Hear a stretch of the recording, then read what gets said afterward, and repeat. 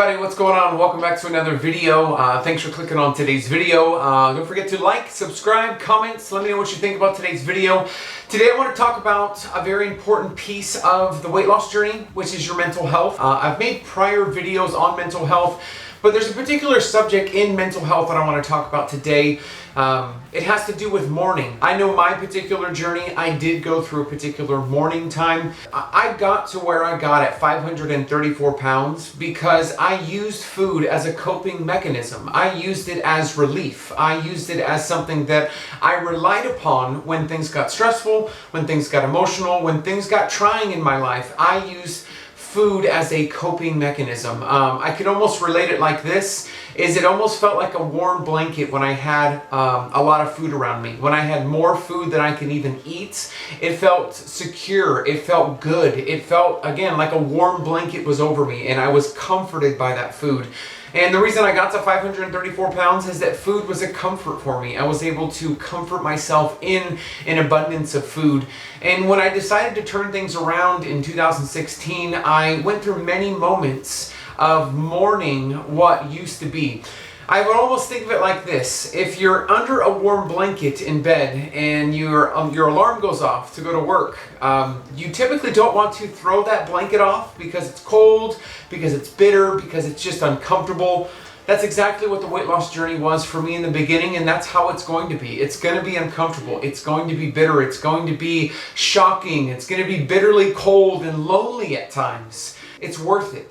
There are so many negative effects to being overweight and carrying excess weight around your joints, your organs, and your entire body, let alone all the physical limitations that are there. I was limited to not being able to go on roller coasters. I had to shop at specialty stores. I had to do a lot of things extra in order to get by. There was a lot of things that I just couldn't do because of my weight. The mourning that we go through, it's going to be difficult, it's going to be tough, but it's something that we have to go through in order to press through the other side of this health journey.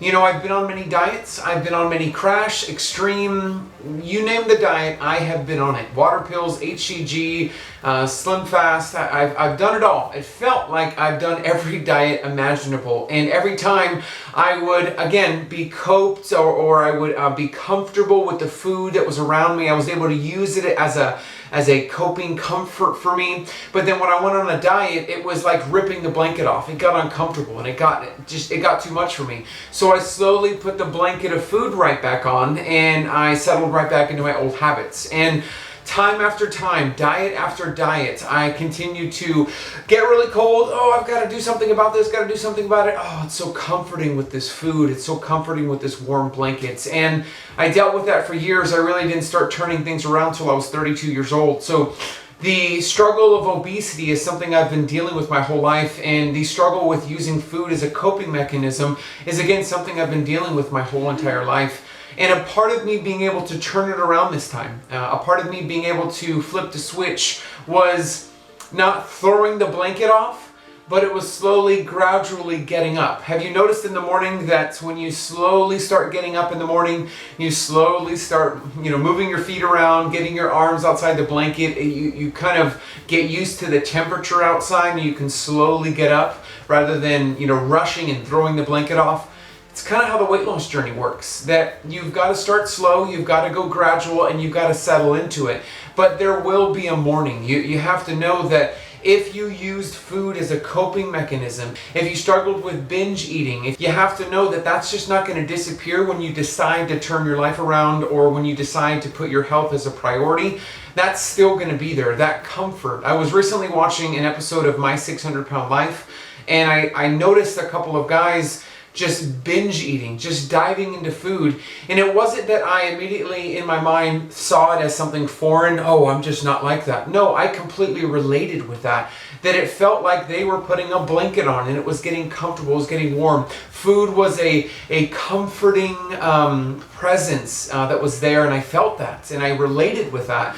And that's oftentimes what I still have to fight till today, on how food can be comforting. When it's stressful, when it's emotional, it's so easy to dive into those things. And during that time period of turning things around and putting your health first, there's going to be a period of mourning where you're going to realize that you can't rely on food the way you used to.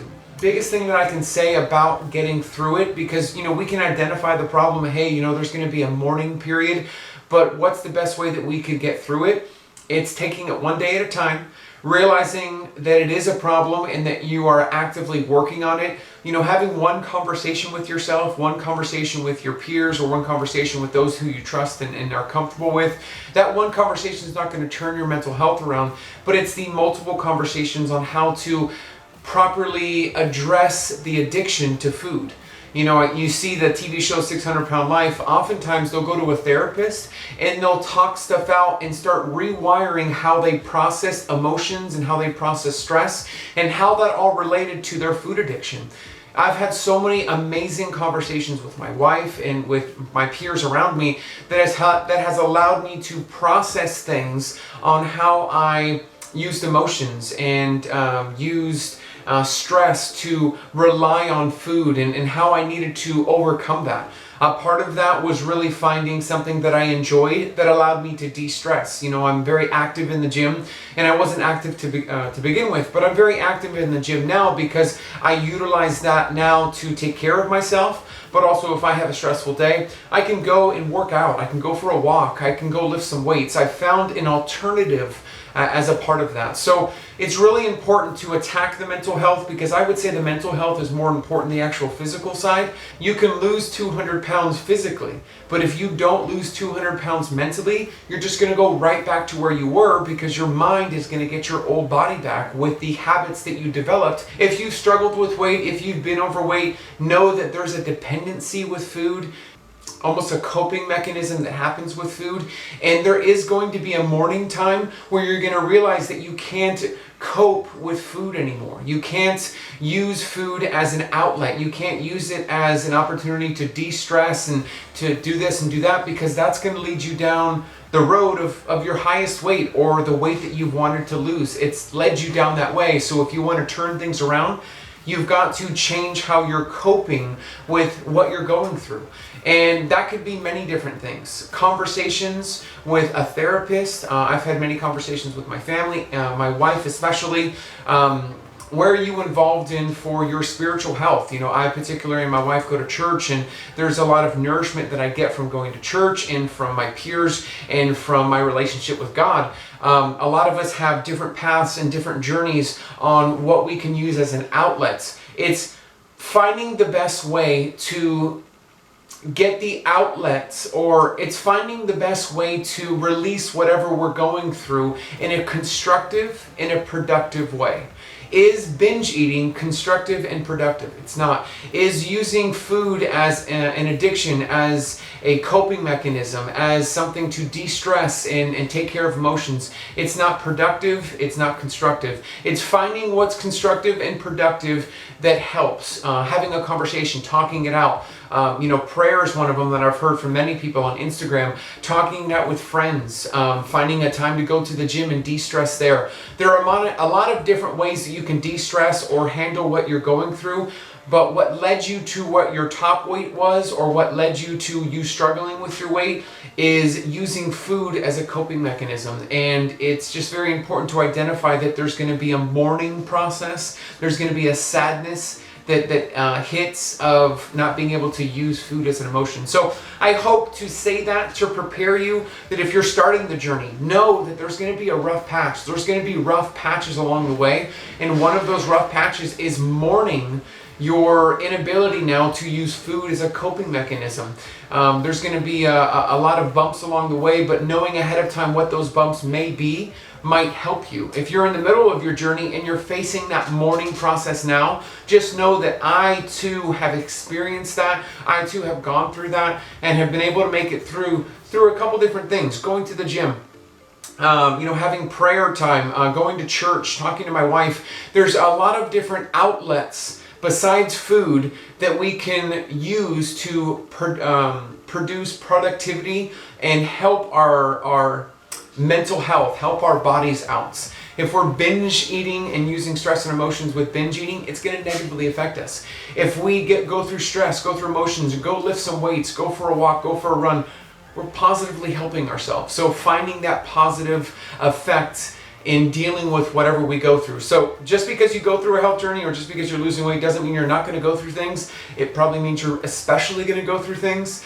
but finding a way to cope with it in a healthy way is the best way, best thing that you can do and the best way that you can handle it. So I'm hoping to bring some light to the stage or one of the stages of turning your health around or weight loss or going through the weight loss journey, and hoping to shed some light so that you can conquer it, get through it, push through it, and take it one day at a time. There's going to be good days, there's going to be bad, but as long as you put one foot in front of the other, as long as you're making positive strides forward, you're going to be successful. Again, 15 steps forward, 3 steps back still means you're going forward. You're plus 12 steps right there. So continue to move forward, continue to take steps forward, and if you have a bad day, if you have a setback, it's okay. Take a breath, learn from it, and move forward.